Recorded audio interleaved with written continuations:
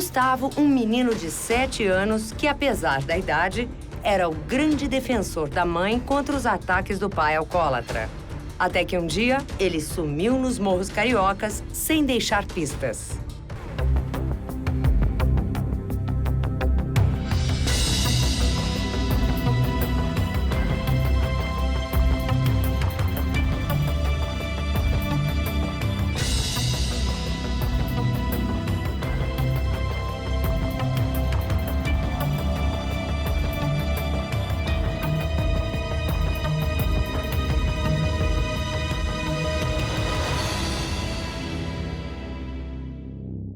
Meu nome é Doralice de Almeida Guiomar, tenho 66 anos, moro no Morro Alto, Vespasiano, né? E a minha vida com os meus filhos, eu fui no Rio, né? Eu no começo, fui no Rio de Janeiro com o pai deles, e eles eram 6. E na época cá, assim, na casa, nós morávamos no Morro do Andaraí, e meio difícil, né? Porque a gente não era uma vida, não era muito bom, ainda por cima assim, o morro não era tão perigoso, mas a gente dava para viver normalmente. E tive os 6 filhos com o pai deles, e a nossa vida era uma vida bem difícil. Depois eu fui trabalhar, o Gustavo já estava assim com uma idade de... Porque tem o Flávio e tem o Gustavo, Arthur, Leandro, Lília e Tiago. E quando o Gustavo já estava assim com uma idade de 3, 4 anos, eu fui trabalhar. Então eles ficavam com a minha sogra. O dia inteiro eles estavam ali, ficavam brincando lá na minha sogra, e eu passei a trabalhar. Porque, infelizmente, o meu marido já começou a ter uma vida de alcoólatra, né? Apesar de trabalhar, mas tinha uma vida de alcoólatra. Então, era uma coisa assim meio difícil. Então, eu trabalhava o dia inteiro e subia o morro à noite. Geralmente, sempre à noite. E apanhava, geralmente deixava um na casa da minha sogra, e 1 ou 2 na casa da minha sogra e subia com os outros no colo. Aí, punha em casa, no outro dia descia novamente com eles, com os pequenos, e deixava lá. E nós ficamos, tinha as crianças e sempre eu trabalhando, né? Sempre trabalhei. E a minha profissão é passadeira, arrumadeira, cozinheira, tudo dentro de uma casa de família. Então essa é a vida que nós tínhamos no Rio, até o desaparecimento do Gustavo. Não eram crianças ruins de criar, não. Eles eram até muito quietos, porque eram criados com vó e bisavó, né? Então, avó, bisavó e tios ali tomavam conta deles. Então, eles não eram crianças assim rebeldes, de sumir, de desaparecer, não. Eram crianças que brincavam, crianças normais. O Flávio estava na escola. O Gustavo, antes deles, nessa época que ele ia entrar na escola, foi a época que ele desapareceu. Porque eles só entravam na escola com 8 anos. Porque ele faz aniversário em setembro. E os outros eram pequenos. Eram crianças que, assim, a minha sogra, ela mantinha eles muito só no quintal delas. Ela não gostava muito que eles brincassem por fora. Porque ela não gostava assim que eles saíssem ali de perto, porque ela tinha uma certa cisma, porque aonde a gente morava tinha uma pirabeira. Então ela tinha muito medo que eles fossem para a pirabeira e pudessem cair lá embaixo. Então, ela mantinha eles mais dentro de casa. E ela sabia também que eu não gostava muito deles solto, por causa que geralmente, às vezes, de repente, começava um tiroteio. E aí, para buscar, para juntar todo mundo e guardar, né, dentro de casa, então já era mais difícil. Então, geralmente, ela mantinha eles ali presos, eles ali juntos dentro de casa, brincando ali, eles e os primos, mas não soltos, por causa de que às vezes geralmente dava tiroteio, então ela tinha medo. Eles não eram briguentos, não. O Gustavo era assim um pouco mais assim chegado. Ele era mais assim, eu não sei se é por causa dele me defender muito por causa do pai. Então ele era mais assim, mais presente. Então ele era mais um pouco mais exaltado. Ele era mais exaltado, não era os outros, não. Já o Flávio era assim, já era muito quieto, ou quando não muito quieto, quando ele via que às vezes as coisas iam ficar feias, ele corria para a avó. Já o Arthur e o Leandro e os outros já eram menores, então já ficava mais com a avó, não ficava muito dentro de casa. Agora Gustavo é que ficava muito mais, tanto que quando o Tiago nasceu, quem estava comigo era Gustavo. Porque o Gustavo é que... Porque quando eu subi, ele falou, você está passando mal? Eu falei, tô. Aí ele subiu comigo. Ele com 7 anos, 6 para 7 anos, né? Então aí ele subiu comigo. Aí ele subiu porque o Tiago eu ganhei em casa. Então ele ficou lá na porta, porque ele era mais presente, ele estava mais... Então ele ficava perguntando, tá passando mal, tá passando mal. Tanto que quando o Tiago nasceu, ele foi o primeiro, porque ele foi o primeiro a pegar. Porque quando o Tiago nasceu, logo depois que o Tiago nasceu comigo, sozinho, só eu e o Tiago, ele entrou. Ele entrou e na hora que eu falei, não, Tiago, o Gustavo volta. Aí ele voltou e ficou sentado esperando a bisavó e a avó chegar. Então o Gustavo era mais presente, ele era mais chegado, então ele era mais exaltado. Nessa época, a gente, como não tinha água encanada, era água de poço, então de manhã eu sempre falava com ele, Tiago, ô Gustavo, vai buscar água. Aí você busca água, põe aqui, porque de noite eu tenho que chegar. Se eu precisar de água para fazer comida, lavar a louça, fazer alguma coisa, dar banho de vocês, não tem água. Então, ele é que ficava atrás do Flávio, apesar de que o Flávio era mais velho. Mas o Flávio era muito devagar. Ele já andava mais rápido. A senhora tinha receio que, pelo fato de ter muita criminalidade na região e tal, que algum dos seus filhos pudessem se envolver de alguma maneira, e por isso a senhora tomava mais cuidado, ficava mais em cima? Tinha porque como a gente convive em cima do morro, tinha essa possibilidade, porque eu já via de outras famílias, outras crianças já estar nesse meio. Então, uma coisa que eu não queria, que eu não achava direito, eu não achava justo, porque eram crianças e precisava a gente ter cuidado deles para eles não mexerem com drogas, ou mexer com droga, ou estar na bandidagem. Eu nunca gostei. Tanto que muitas das vezes que o Flávio, aliás, muitas vezes não, uma vez o Flávio tentou ingressar, ele tinha uns 9 anos mais ou menos, quando ele quis ingressar e eu fui buscar. Então o chefe, que era do morro acima, aí eu fui buscar e ele foi lá em casa procurar saber por que eu tinha buscado. Eu falei, porque ele é meu filho e quem sustenta ele sou eu. Então eu não criei filho para bandidagem, eu criei filho para ter família, não criei filho. Aí é onde que eu acho que eu sempre tive este medo, porque eu via as mães sofrerem, então eu não queria isso para mim, nem para minha família, nem para a família, não queria.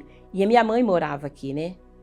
E eu tinha, assim, eu tinha muito medo, porque a minha família aqui nunca se envolveu com droga, nunca se tinha envolvido com essas coisas. Então eu tinha muito medo de que ele se envolvesse e depois aqui em Belo Horizonte o pessoal ficasse sabendo. Então não era o que eu queria, porque eu não fui criada assim, né? Eu aqui fui criada numa cidade, tudo diferente, não foi no morro. Pai, assim, ele não agredia, porque eu já tinha falado com ele para não agredir. Eu estava sempre perto. E, então, quando ele às vezes... Porque Gustavo era com mais... tinha assim... Porque às vezes ele vinha me bater e o Gustavo é que se enfrentava. Aí ele às vezes partia para cima, ia querer bater no Gustavo e eu pulava na frente e o Gustavo sempre... Eu sempre estava protegendo. Então, ele foi um pai assim, que ele foi um pai ausente, mas foi um pai que não bateu. Ele nunca bateu nas crianças. Primeiro porque eu não permitia e outra que eles também, quando eles ficavam com a avó, que era por parte de pai, né? Ela tomava muito conta e ela também não permitia. Ela não permitia que ele batesse, porque às vezes geralmente ele estava embriagado. Meus filhos sempre foi muito carinhoso comigo. Sempre teve muito cuidado. Todos eles. Eram crianças assim que o Flávio ele não enfrentava, porque ele era muito magro e muito miudinho, então ele não enfrentava, ele ficava assim, ele sempre corria. Mas ele, às vezes, depois ele ficava, Dora, você machucou você? Dora, e às vezes ele passava a mão na cabeça, com carinho, sabe? O Arthur era pequeno, então o Arthur ficava assim, às vezes chegava perto. O Gustavo já era mais, porque ele era mais presente, ficava sempre perto, estava sempre por perto. E aí eu acho que pelo fato dele ter sido esse defensor e tal da senhora, acho que pesou um pouco mais, né, quando aconteceu o problema. Pesou mais, porque não por causa da defesa dele, mas é porque assim, o sentimento da gente que é mãe, né, somente a mim, que eu tinha muito cuidado, eu tinha muito medo de perdê-los, eu tinha muito medo de acontecer alguma coisa ruim com eles. Então eu achava assim que quando ele sumiu, já aí foi uma coisa assim muito mais chata para mim. Eu sempre, antes do Gustavo sumir, eu sempre fazia com que eles repetissem sempre o nome. Se eles saíssem, por exemplo, o Flávio, quando foi para a escola, eu sempre procurei falar com ele, Flávio, repete seu nome. Aí ele falava, Flávio Guiomar da Silva. Falei, Flávio, sempre você presta atenção no seu nome, presta no nome de mãe, de pai, de vó, porque se por acaso algum dia você se perder, você sabe falar e você sabe voltar. Então sempre, e o Gustavo foi da mesma forma. Então do mesmo jeito, mesmo ele ainda não estando indo para a escola, mas eu sempre tive isso com os meus filhos, de estar sempre perguntando eles o nome deles, o nome do pai, nome de vó, para que eles gravassem isso na cabeça, para que eles, se caso algum dia eles se perdessem, eles poderiam voltar. Eles sempre saberiam os nomes dos pais e o nome deles e o nome dos pais e dos avós. No dia que o Gustavo sumiu, foi o dia assim, levantei, falei com ele, Gustavo, você vai lá embaixo, põe a água, porque de noite eu vou pôr roupa de molho para lavar amanhã. E ele falou, tudo bem, Dora. Aí eu fui, desci, deixei a Lília e o Tiago, que era novinho, deixei na minha sogra. E desci. E fui trabalhar. Aí trabalhei o dia inteiro, como eu trabalhava como eu trabalhava em 2 casas nesse dia, fiz a faxina numa casa e depois fui para outra fazer a faxina. Então, na segunda, Eu fiquei trabalhando até mais ou menos 10 horas da noite. Aí 10 horas eu vim embora. E como a minha casa era praticamente a última do morro, então eu não subia muito correndo, subia mais devagar. Mas até eu chegar lá no ponto do ônibus do Andaraí, quer dizer, deu mais ou menos 1 hora, mais ou menos. Então até eu chegar em casa, deu 11h30. 11h30 eu cheguei em casa, estava minha cunhada Roxa, com os meninos, e ela, assim, de cara, ela foi falando comigo: ô Dora, o Gustavo, desde 4h30, a gente não acha Gustavo. Eu falei: como vocês não acharam Gustavo? Desde 4h30.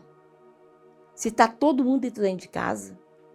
Aí ela falou: não, nós já procuramos por aí. Eu falei: bom, vocês foram lá embaixo, na Boca?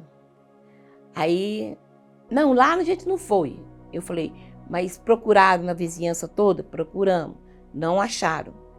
Então eu desci, fui até a Boca, cheguei lá, cheguei perto do chefe, perguntei para ele se o Gustavo não estava lá. Aí ele falou: não, seus filhos não ficam aqui. E mesmo que ficasse, mesmo que quisesse, a gente não deixaria eles aqui. E eu voltei, subi de novo, fui lá em casa, olhei, perguntei se ele não tinha voltado. Aí não tinha voltado. Então eu desci para a rua de novo. Aí agora eu desci para a rua. Então no que eu desci para a rua, eu conversando com um rapaz que morava lá perto, diz: olha, tem ali uma garagem que guarda carros velhos. Quem sabe às vezes Gustavo está lá. Porque o dia que o Gustavo sumiu, era dia 18 de fevereiro e era carnaval. Então, lá perto tinha os blocos. Mas um detalhe assim que passou despercebido aqui, que na hora que quando o Gustavo sumiu, quando o Gustavo desceu, um amigo da gente tinha visto ele na porta, hoje não existe mais, que chamava um supermercado Disco. E o Gustavo estava sentado na porta desse supermercado, comendo um biscoito. E esse amigo da gente falou com ele assim: Gustavo, você não sobe, porque eu tenho certeza que a Dora não sabe que você está aqui. Ele falou: daqui a pouco eu vou subir. Aí veio um outro amigo da gente e passou por ele e falou com ele: Gustavo, vamos subir? Ele falou: não. Aí esse outro rapaz, o Valmir, falou com outro rapaz, que era amigo da gente, que tinha apelido de Coito, falou: olha, sobe e pede alguém da casa para descer, para vir buscar o Gustavo, porque ele está sentado aqui na porta do Disco. Mas ninguém desceu. Se desceu, já desceu, ele já não estava lá mais. Então, voltando a minha volta de ir lá procurar, eu fui lá nesse lugar, chamei, aí só tinha os meninos falaram assim: ô tia, aqui não tem Gustavo nenhum não, só tá nós. E dali eu fui andei a noite inteira. Quando eu voltei já era de madrugada, o dia estava raiando, mas eu já tinha andado Andaraí, já tinha andado metade do Grajaú, da Tijuca, então eu já tinha andado por esses lugares. E aí foi onde eu subi, me arrumei e fui no meu trabalho. E falei com a minha patroa, que era a Rosana, falei com ela: olha, eu não vou trabalhar hoje porque o meu filho sumiu, o Gustavo sumiu, e eu vou procurar. Aí o meu patrão falou assim: então você tem que ir na delegacia. Aí eu fui na delegacia no 20 e fui dar a queixa. Só que lá eles não queriam receber a queixa, porque eles dizem só depois de 72 horas. Eu falei: mas ele é uma criança, ele tem 7 anos. Mas a senhora tem certeza que ele não voltou? Eu falei: tem certeza que ele não voltou. Aí eles não quiseram fazer a queixa, mas aí dali eu comecei a procurar pela Praça da Bandeira, por todos os lugares assim, onde eu podia ver e onde tinha carnaval, onde tinha blocos. E eu não achava. Foi onde eu peguei, tornei a subir em casa, vi que o Gustavo não tinha voltado, voltei para a rua de novo, e aí voltei 7 dias depois. Eu só andei, sem tomar banho, sem comer, sem nada. Então, quando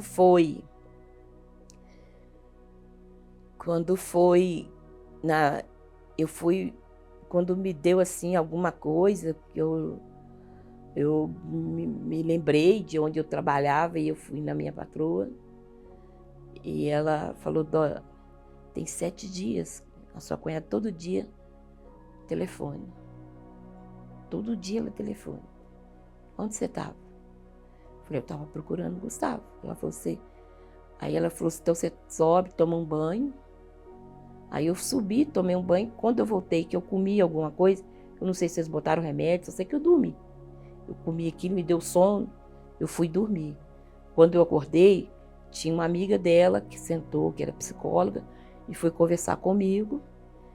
E falou comigo que se eu tinha esquecido que eu tinha mais 5 filhos, inclusive um que tinha 8 meses. Foi que eu voltei ao meu estado normal. Que eu fui ver que eu tinha os outros para cuidar. E foi aonde eu voltei para casa. Aí eu voltei para casa, mas doía. Doía muito porque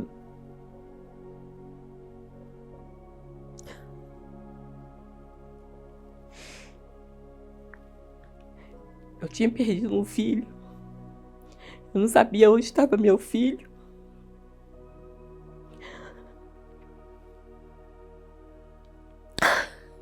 Desculpa. E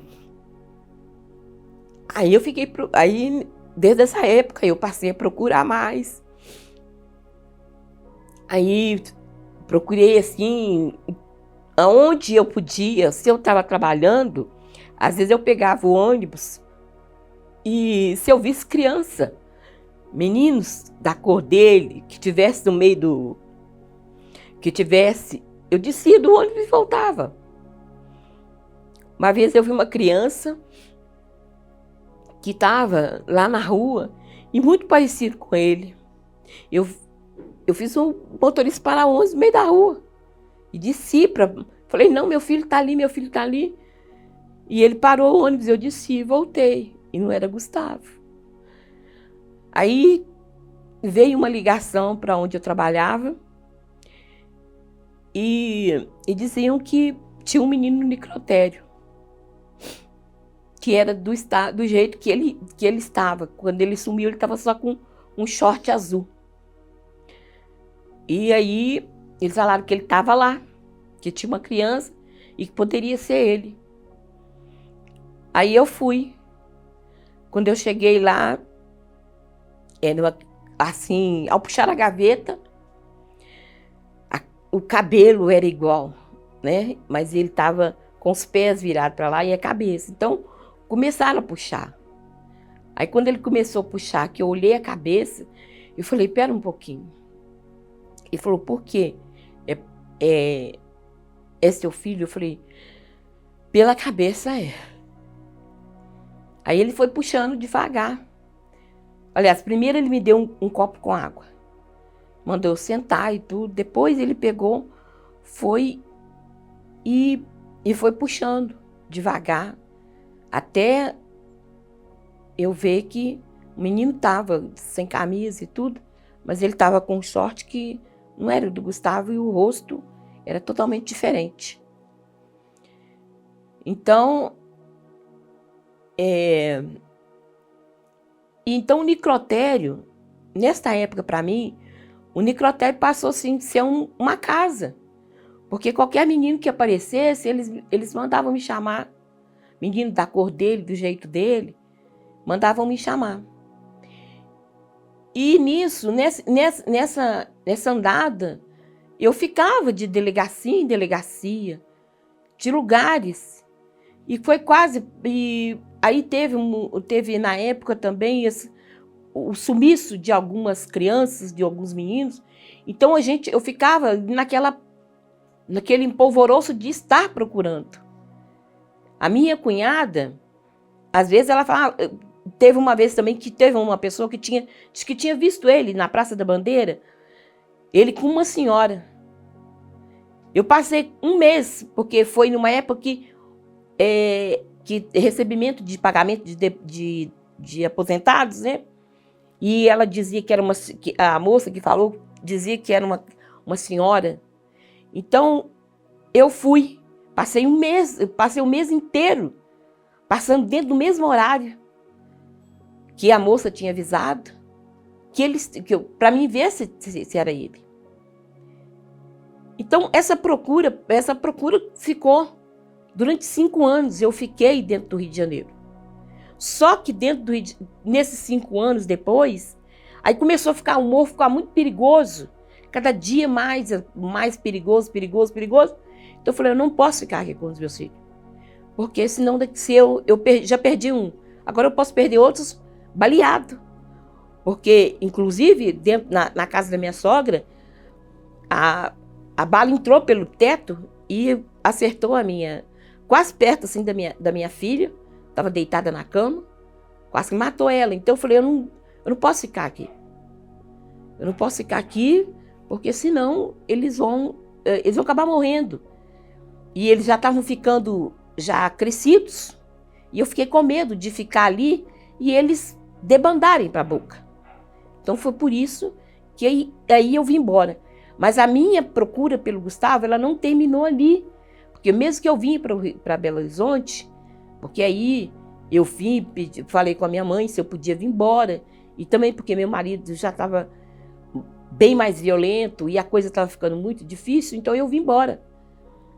Mas a procura dele aqui em Belo Horizonte foi assim, quando tinha alguma coisa, aí também teve aqueles meninos da Candelária, teve as crianças da Candelária, e quando nas crianças da Candelária, eu fui muitas vezes ao Rio de Janeiro para procurar eles, para saber deles, para saber no meio das mães se ele não estava naquilo. Mas eu não encontrei. Eu não soube deles. Não soube dele, que ele estivesse ali. Foi quando eu, aqui em Belo Horizonte, a nora da minha tia tentou procurar, mas ainda não era assim, essa tecnologia de hoje, esse espaço que tem hoje a tecnologia, para que a gente pudesse procurar, achar. Mas eu nunca deixei de procurar, nunca deixei de saber. É muito triste quando porque muitas das vezes eu falava que às vezes morriam, as mães enterravam os filhos, eu falava, gente, elas pelo menos sabem aonde está levando, elas sabem aonde estão enterrando os filhos.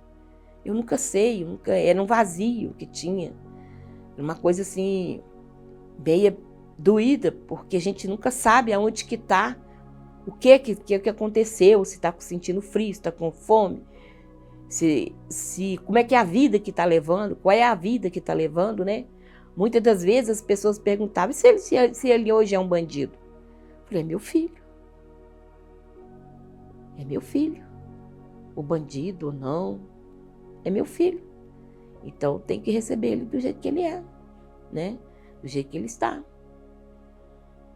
E com isso a gente foi passando o tempo, passando os anos. E agora, quando foi a minha filha, como já deu testemunho, ela entrou com uma vizinha e depois foi o Lucas. E assim, a princípio, eles ficavam perguntando, né? Perguntavam o que tinha acontecido, onde é que tinha acontecido. Mas eu nunca passava pela minha cabeça que eles estavam já em contato sobre isso.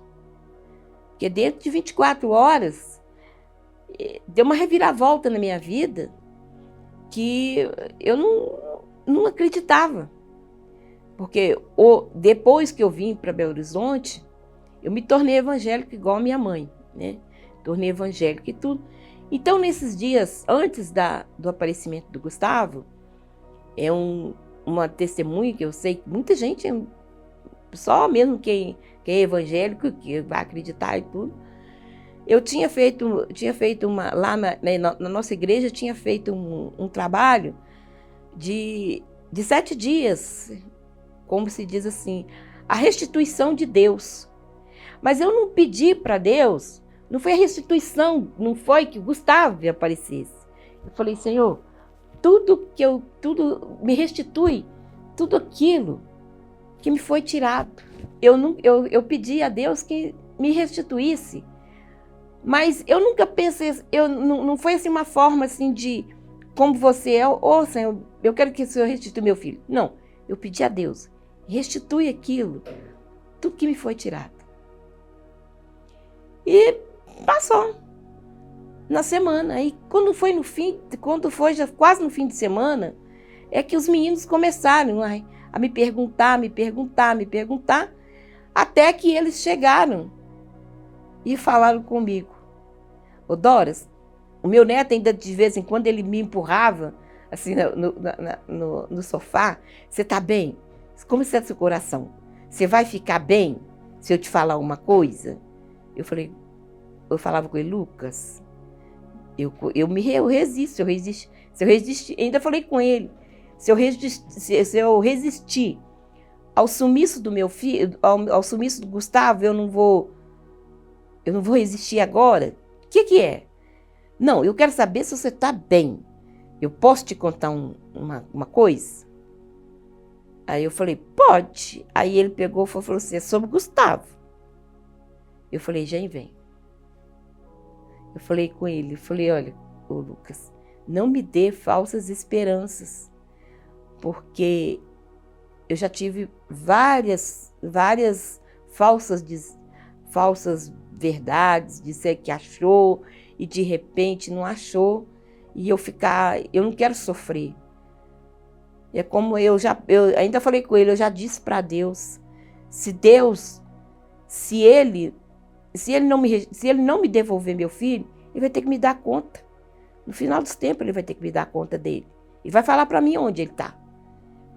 Aí ele falou assim, pois é, mas aí o Lucas pegou e falou assim, mas acontece que Deus está falando com você que seu filho apareceu. Sempre quando falava dele, a gente sempre via ela com os olhos muito cheios d'água, né? Sempre triste quando falava dele, porque falta sempre um, né? Tinha 6, mas faltava sempre um.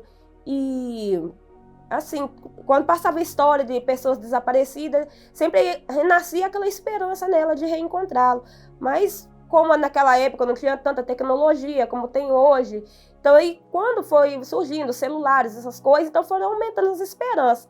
Só que a gente não tínhamos muito contato, porque na minha casa não tem computador, a gente não tinha muito acesso à internet, essas coisas.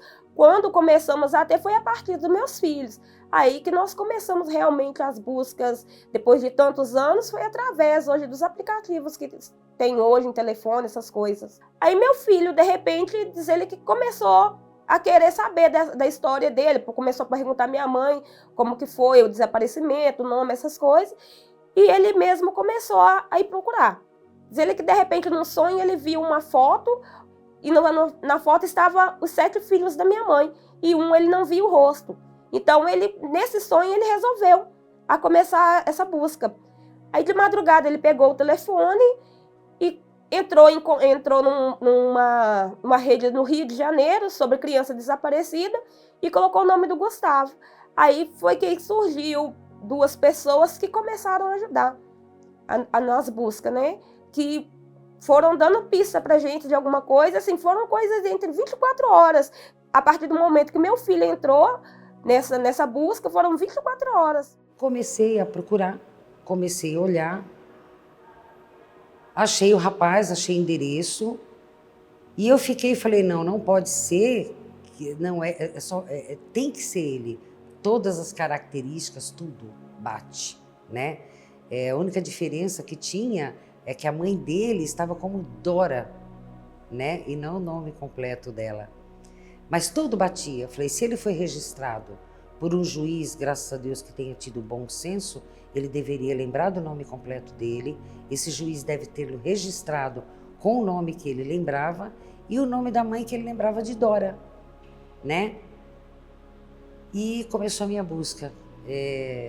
Passei 24 horas no ar, tentando achar mais detalhes dele, né? E isso contactando a família dele, duas pessoas que sabiam, e mais a moça que me apresentou o caso, que é a Dani voluntária. Eu corri contra o tempo e ele falou, não pode ser, a família não acreditava. Eu falei, eu tenho quase certeza de que é o Gustavo que vocês procuram. E assim, para matar bem mesmo, para ter certeza absoluta, eu entrei em contato com uma amiga minha, que ela tinha como ver a cor desse Gustavo. Se ele fosse de cor negra, já estaria fechado 100% o caso, aí eu tinha certeza absoluta de que realmente era ele. A cor negra, porque a mãe dele é negra e o pai é negro. Então ele teria que ser automaticamente negro. A resposta me chegou em 6 horas. Cor negra. Eu fiz uma festa. Eu dava pulos de alegria, acho que era 1h da manhã, eu conversando com o sobrinho dele, eu falei, olha, pode anunciar e pode chamar a tua avó e avisar para ela que é o filho dela. Mesmo assim, eu fiquei assim, muito em pé, eu fiquei assim, sem saber, mas não querendo aceitar para mim não sofrer de novo. Aí a Lília chegou perto de mim e tudo, me abraçou, chorando. Aí eu peguei e falei, o que foi, Lília? Ela falou, mãe, Gustavo apareceu. Eu falei, não é possível. São 31 anos de espera. 31 anos que eu tô aqui. E vocês, de repente, vocês vão dizer que Gustavo apareceu? Mãe, nós não estamos fazendo a senhora sofrer. Nós estamos te dizendo que o Gustavo apareceu. Desde o momento que eu fui pego perambulando, segundo diz o relatório, que eu fui pego perambulando no meio da rua, daí da minha vida começa daquele momento em diante, que eu fui pego perambulando, eu fui para a delegacia, fiquei 2 dias dormindo na delegacia. Depois me encaminharam à Funabem, que é uma casa de menores infratores, onde eu fiquei alguns meses, depois eu fui transferido para uma outra casa chamada Cidade dos Meninos da Vargas, que fica em Duque de Caxias. Lá eu fiquei basicamente uns 12, 13 anos. Depois eu saí, me mandaram para uma outra casa no Recreio dos Bandeirantes. No Recreio dos Bandeirantes. Depois completei a maioridade depois que eu saí dessa casa no Recreio dos Bandeirantes e fui seguir a minha vida. Aí quando eu cheguei no Espírito Santo, que recebi a ligação da mãe da minha filha dizendo que tinha encontrado a minha família, eu falei, você está de brincadeira, esse tempo todo você achou minha família? Você está brincando. Falou, não, é verdade. Eu falei, você está brincando? Eu falei, não, é verdade. Eu falei, então tá. Aí ela me pegou, me passou os contatos.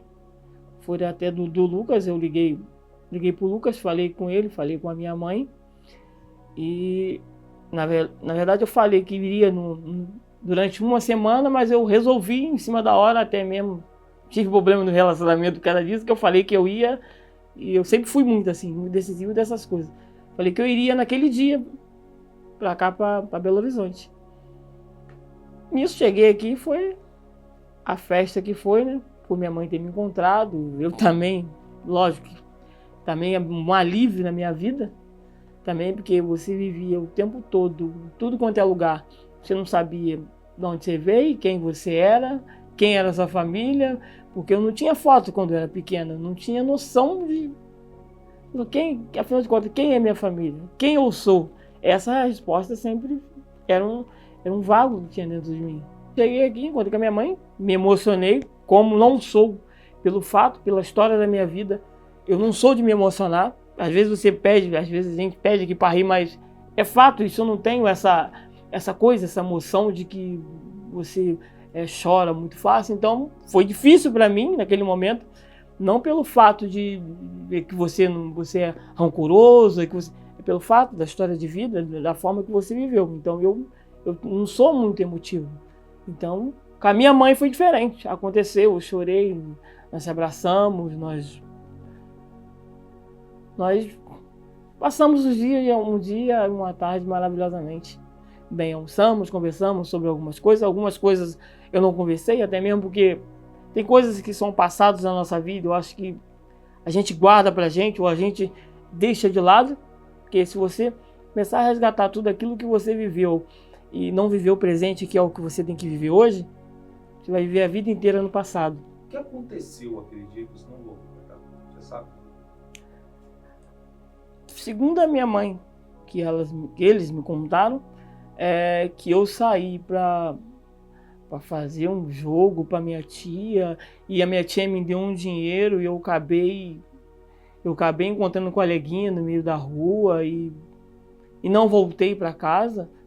Foi essa foi a história que a minha mãe me contou, porque vagamente eu não lembro dessa história. Eu sempre falei para minha mãe, infelizmente eu tive que algumas coisas na vida eu tive que fazer um tratamento psicológico, psicanálise, para que eu saísse daquele mundo, porque até mesmo nos relatórios diz que eu era uma criança muito afastada, então eu fiz alguns tratamentos psicológicos para mim aprender a me interagir com as pessoas, entendeu? Pelo fato de que eu criei um bloqueio na minha cabeça. Então eu tinha, até um certo tempo atrás, uns 10 anos atrás ainda, eu tinha dificuldade de aprender as coisas e fazer as coisas.